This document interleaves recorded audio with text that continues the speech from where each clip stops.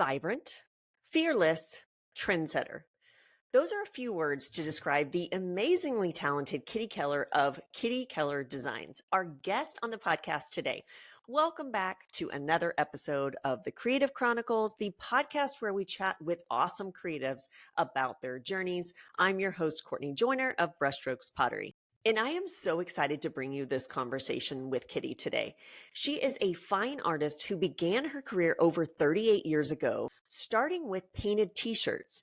And today, Kitty Keller serves clients worldwide with exceptionally curated, handcrafted glass, ceramic, and cloisonné ornaments. Each ornament is meticulously hand-painted and finished with 24-karat gold accents by skilled artisans, making these true collectible pieces of art. She has designed works of art for national parks, universities, countless organizations, and sells in boutiques and stores worldwide.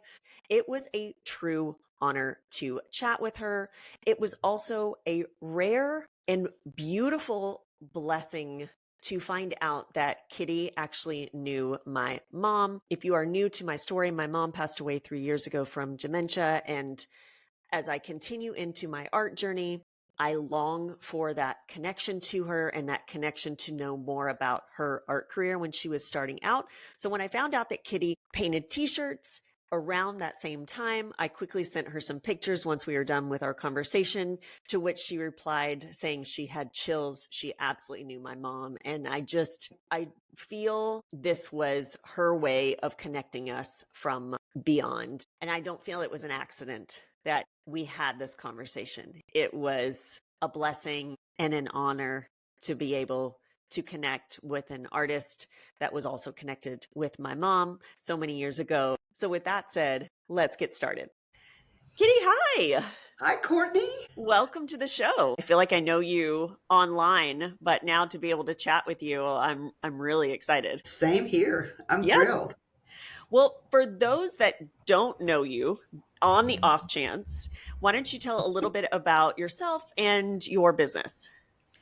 Well, I've been in business for 38 years, and I started out hand painting t-shirts. I was told by someone, you can do this. So I just started, I had little children, and I started hand painting t-shirts. That was a big thing back 37 years ago. And I went to market. I sold my t-shirts all over Texas. There came a point when my shoulder got tired, because I could paint almost 50 shirts in a day. And so I was really whipping them out. But I felt like I needed to find a silk screener. So I did that whole deal. Wow. And so I'm still doing t-shirts. And t-shirts are great. You can't find enough of those. There will always be a market. And I used to say, I might not be in the metropolitan, but I'll be in every chest from here to the Mississippi River. So, that was great. Have you always been creative, would you say? Yes. I think for me, it was an innate. I think it's within all of us. And if you ever want a book that will help you, is Drawing on the Right Side of the Brain is an excellent book to help those that might think they're not creative. But and I was a teacher for a while. And when we first married, we lived in Dallas, and I taught at Jesuit College Prep, and I taught all boys. And it was fun because it was a very, they all wore coat and tie. And when they came into the art room, they could relax, take off their tie, take off their coat. And it was a wonderful experience for me. So you went to school for art or for fine arts at UT. I went to UT in Austin. And then I have my Bachelor of Fine Art. And well, you've obviously done well with it. So I will say, when I was doing a little bit of research on you, and then I found that out about the painted t-shirts, I had not known that. Mm-hmm. Fun fact, we have that commonality. So my mom was an incredible artist, and it really focused more on later in her life, watercolor and oils and mixed media. But when she started, she did t-shirts too. And I was like, gosh, I don't know if it was around the same time frame, but she was known for her Bluebonnet t-shirts, and she kind of went to Bluebell. No, she was we were in College Station, Houston, College Station area. But I was like, gosh, what are the odds that you knew each other, or that it was like in that time frame? But she did I the bet we bluebonnet did. t-shirts, and it was all out of the house. There's vivid memories of being like her studio, and then she got a studio in College Station. But same thing, she could only do so many shirts because she would paint them and then she would do a splatter over it. That That's was what like I the did. yeah, that was the Better. technique back in the day. Yes. And so she was like, I could only do so many before my hand was just going to fall off, or my arm was going to fall Oh, off I from the know your swapping. back and your arm, and of course it was a while back, but it was. I think that one thing that's helped me so much is that I have understood that there's always going to be change, Mm, and so you have to be willing to. First of all, you cannot balance on, your successes. You have to always be seeking the next thing. And I think my confidence has been my main strong suit. And also, I grew up in a business where my parents had a car dealership and we were selling. And I think that helped me too. so you had that then growing up. You had that entrepreneurial Yes, that helped me influence. a lot. Okay. That did. And I think I maybe have some natural business sense, but not a whole lot. I would Honestly. beg to differ, but But so you my strong suit is being fearless. mm, Being fearless, not being afraid. When people don't like what you do, it's just okay, I'll go on to the next person. And also another thing I think is a good tip for people selling is that I would target a customer. So early on, I targeted Bluebell Creameries because I knew I mhm. wanted upscale customers. I wanted to create things that they had never seen before because that would be what would separate me from other creators, other people producing products. So when I would go in for an appointment, I would pretty much be assured that they would buy because I would have created all kinds of, designs just for them. Like for instance, for Bluebell, I'm in their 100-year anniversary book because I've Wow. designed for them for all those years and done T-shirts, artwork, charms, ornaments. Now that's our strong thing, what we're doing now. But I would go in and I would have all these, designs prepared and then they would go, okay. And so there was no question about what I was able to create for them. That's amazing. So I, that's I good I'll advice. I'm gonna have to send you a photo of my mom just to see if y'all's I, paths cross. Her I name was hope, Nita Harding, and your styles gosh, are, that are slightly name, different in what you did, but there's too much of a coincidence that it was, that name could have known her. could have known her. Yeah. Wouldn't that be wild? She would have gotten a kick out of that. Is she here? She blasted off to She's heaven. not. She passed 3 years ago now, which is crazy that it's already been so I know. long. It's terrible. But I know she's here with me in spirit, and I know she's smiling down. I see gifts of her that come into the studio all the time. Well, So I see, know she's that's probably why tickled. she introduced you to me somehow. Maybe, you know what? I do think that there are just little angel kisses that come into your life for a reason. So I I love do that. too. The year my mother passed, I went to market, and right after that, and I laughed. I had to say she was up there whispering in everybody's ear, "Come go see Kitty." Goes because I never had a better market than that year, and I thought she Really? hasn't gotten that far over there. She's still thinking about us, and she's whispering. They didn't have a chance. They had to come by from Oh, me. that's the best way I think to honor our loved ones. It To is. to stay in the moment, I think that they're here with us. They're still a part of us, and they're still cheering And us their on. So, influence lasts a lifetime. oh, absolutely. Truly. Absolutely. Well, you started with the t-shirts, but then you morphed into creating these gorgeous, I would say, is what you're would you say most known for now, your ornaments and your Yes. ornament But, shapes? in the interim, I did jewelry, sterling silver jewelry, which we still Wow. do. And I designed for still the US Open charm every year, things like that that people aren't necessarily aware of. Yeah. And I did a whole line for A&M. I know they still have some of it in the MSC on campus. How did those opportunities, was that you kind of pounding the pavement, or was Well, it was that always me pounding the pavement, and I was never afraid to call anybody. I mean, mm, I would have called the president of the United States.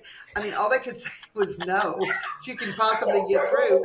I actually did have one of my ornaments on the White House tree one year. City of Houston sent our ornament as a representation to the White House tree. So we have been in some Wow. very prestigious places, and that's how I designed for the Smithsonian and a lot of places that people Wow. aren't necessarily aware of. Such a good lesson, or reminder rather, that you never know unless you ask, right? And And just they be can only willing to. say no, Yes, and right? it actually doesn't kill you. Right? And it makes you braver. I mean, Hmm. you should always, that's the thing I think, because there are many very creative people out there. And oftentimes they are timid about putting themselves out there. And another thing is you can't always do what you want to do.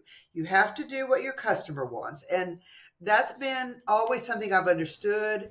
I'm okay with that. Now I'm creating a lot of my own art again. I've always done it all throughout, but I'm doing our G clays now, and this has been allowing me to sell my fine art. And it's really Wow. exciting to do that. And so that's something that's kind of developed recently.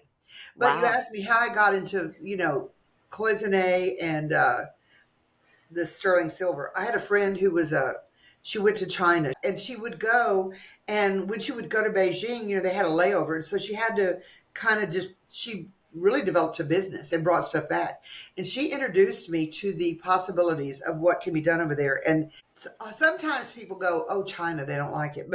But it's their national handicraft. And so it's the only place in the world that does this. And we have been there into the factories. We know who we're dealing with. It's artists. So many questions around this. So cloisonné is the way you pronounce it, correct? Did I Yes. say that right? Okay. Yes. Explain a little bit about what that is, Okay. because Well, if I some brought some visual aids. okay, awesome, and we'll try to do our best for those that are going to be only listening, as to Yes. Okay. what We'll this. talk about it. But what it is, it's just a copper form. Here's one half of one, and it's all, handmade. They're handmade. So it's fired in a fire. So for the round balls, they put it together, two hemispheres, and then they will put the copper wires will be bent, and look how ugly that is. Really is. It's just for, wires that are glued on, for and those the that artists, are have the paper, and all the wires come in big rolls of 20. And so they're bending 20 wires at one time, and then they put on the paste, and again, it's fired in an oven. And then in the end, you get the beautiful cloisonné. It's 24 karat gold plated. And so everything, is filed, and it's beautiful. I don't have one of those. I should does show you. that process come out after the firing, or do they hand paint Yes, it's the fired 24? two Okay. times. And so, yeah, and we do shapes too. So this is our snowman shape, and Wow. he's two soldered together. And this is one we do for the in the French Quarter, the Wow. beautiful cathedral So in these are, bronze. for those that are listening, they look copper right now, and what Kitty is showing, and then we'll put some images up.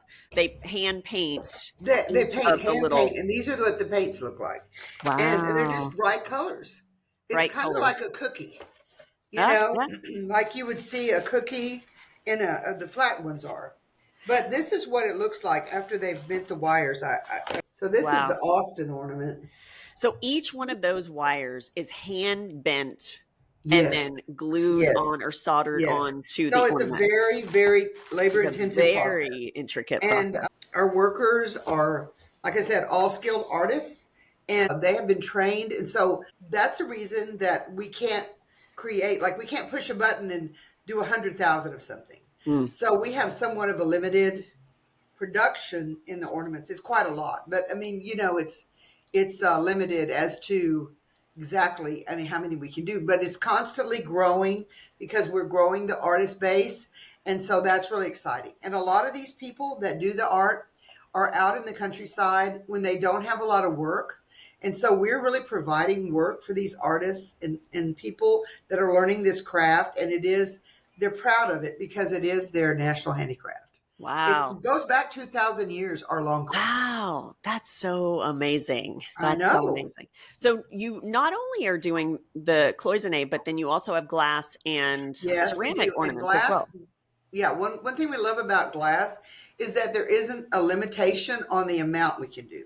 Mm. So that's good because, we get orders with hundreds of pieces. And so this way we can, if you don't have, or at the end of the season when people are going, I need my ornaments, we say, well, you're going to have to do glass because there's at least a 3-month turnaround for Wow. any order, not including the design time. Wow. And those again have your unique designs that are either cities or potential collegiate theme, landscape. All of your fine art has been put onto these ornaments. I have That, an assistant who okay. helps me, and what I often tell him is that we have to synthesize down Hmm. these elements, and it's like a shorthand. And so we've learned how to, because I mean, I'm a fine artist, so I have to use, perspective, and I always think about where the light comes in, as far as even in these ornaments. So I mean, it's just a little mini creation of fine art, Mm. and so if we can, and we have to make it make sense, and the simplicity of the lines, because as you pointed out, every line is a wire, Hmm. and so we have to consider that in the design process.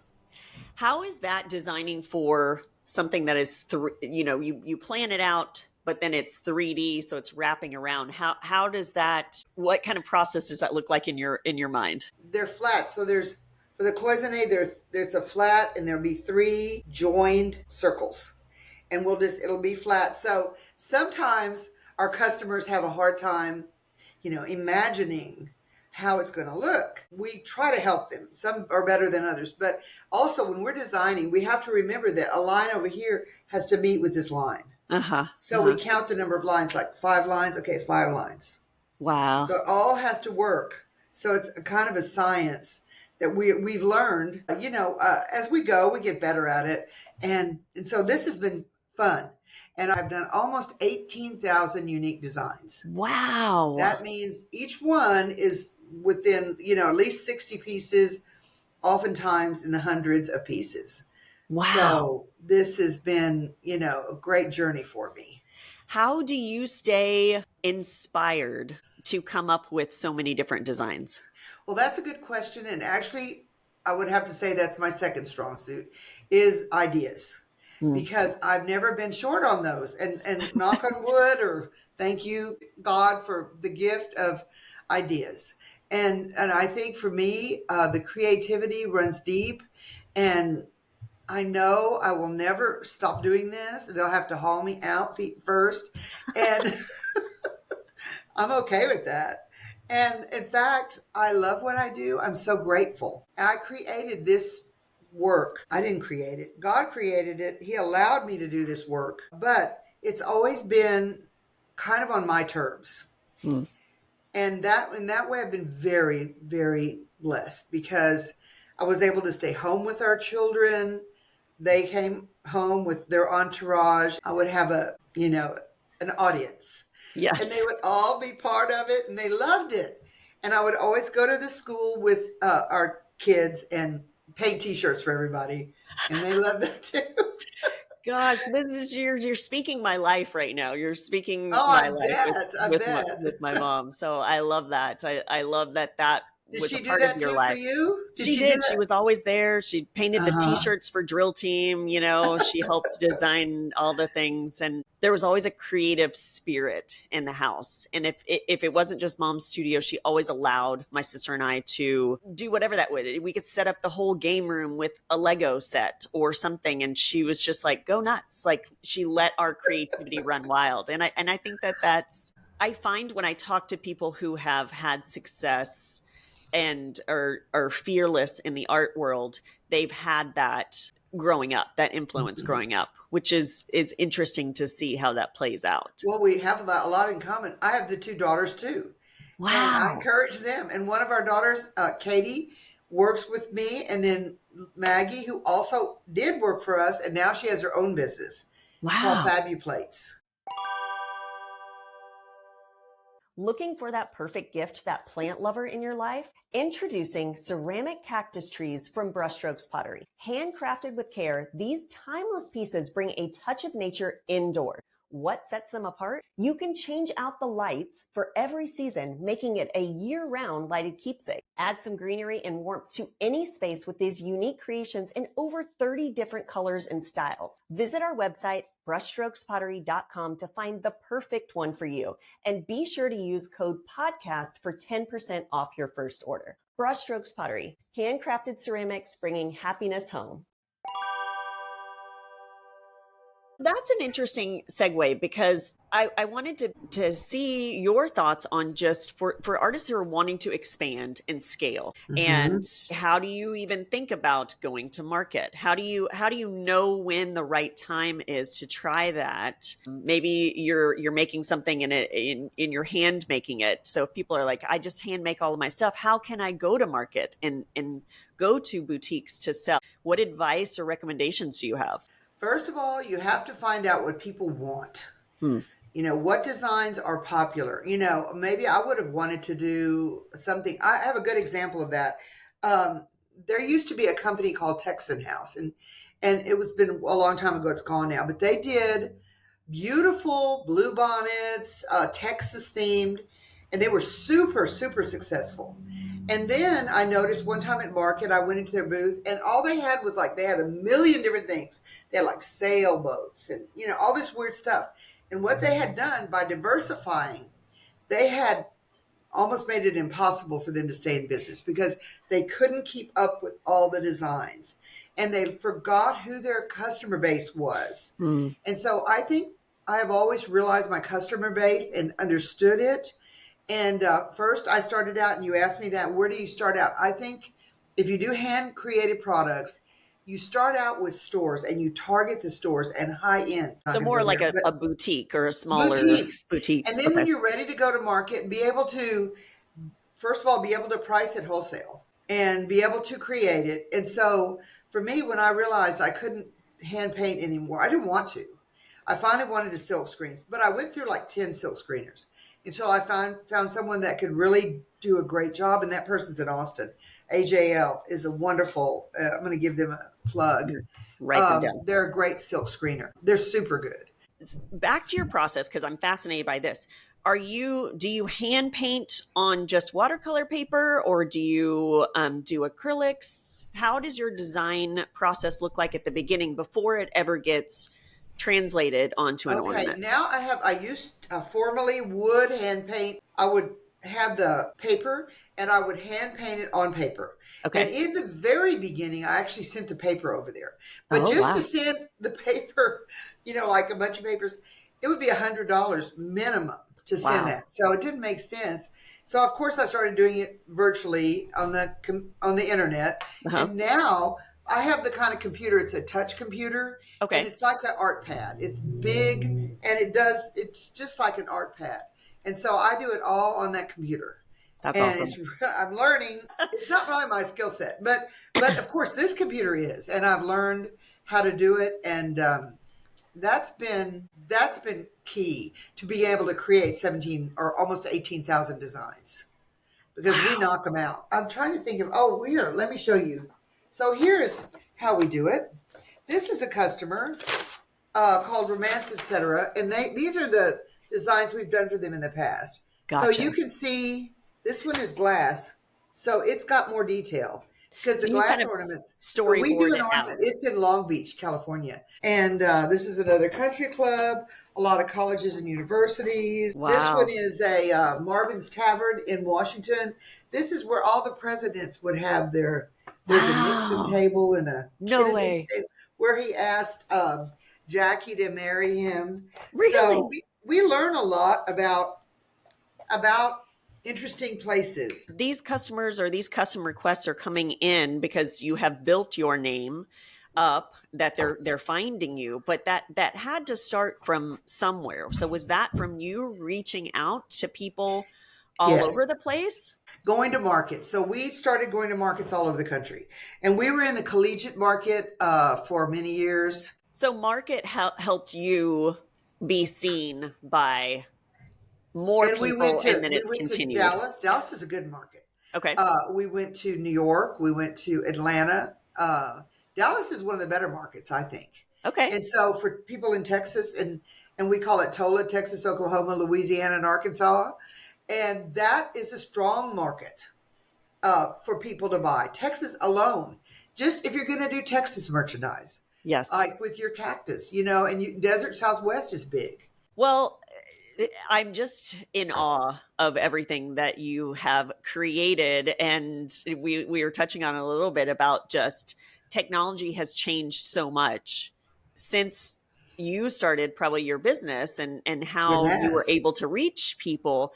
But I see you all the time. I see you Well, online. that's good. I so I think Thank you for yes, that. absolutely. But I think it's, would you say, important for artists to utilize technology as it continues to develop for their art careers? Yes, and we had wanted to do this for many years, but knowing like not knowing much or doing what we did was not enough. But we have hired a company, and we believe that this is worth it for us, especially because we've reached the level that we can't do it ourselves. Mm. And they've really been wonderful, and they have allowed us to be on all the platforms that we wanted to be on. Of course, I'm still really involved, and I take pictures and videos all the time. And I said they've kind of released a monster because I kind of it's fun to do it and talk It's about amazing. yourself and what you do. I mean, it's fun because I like to share what we do, and it's given me that platform. So yes, I think you should, even if it's on a small scale, and Mhm. just do it. Don't be like you are doing a podcast, and there are a lot of podcasters out there, but Absolutely. doesn't mean that yours is any less wonderful, and you will find your followers. And I tell people that all the time about artwork. You will find people that love your work. Ah. It will happen because they're out there, but you just have to find them. So Well, that was going to be my question to you, is what advice would you have for people that are possibly doing art as a hobby and too scared to start because they feel like it is too saturated in the world? it's not. It's not, because most people aren't creative. They all say, I wish I could be creative. I said, I'm glad you're not, because now you can buy from me. I mean, they think they are, but it's okay. It's okay. And I actually would love to still teach a little bit, and I still do. I just finished a mural at the South Texas Pregnancy Center in Seguin, and that was fun. It's big, and I did that last weekend with my husband. He helped me. It was funny. Wow. He helped me paint. Wow. No, what he did was I made it like a paint by number. Okay. And I got all the big pots of paint from Jerry's. I had like this whole table, and I had numbered them. So I said, now you're going to paint number one, and you're going to paint number two, and you're going to mix them together.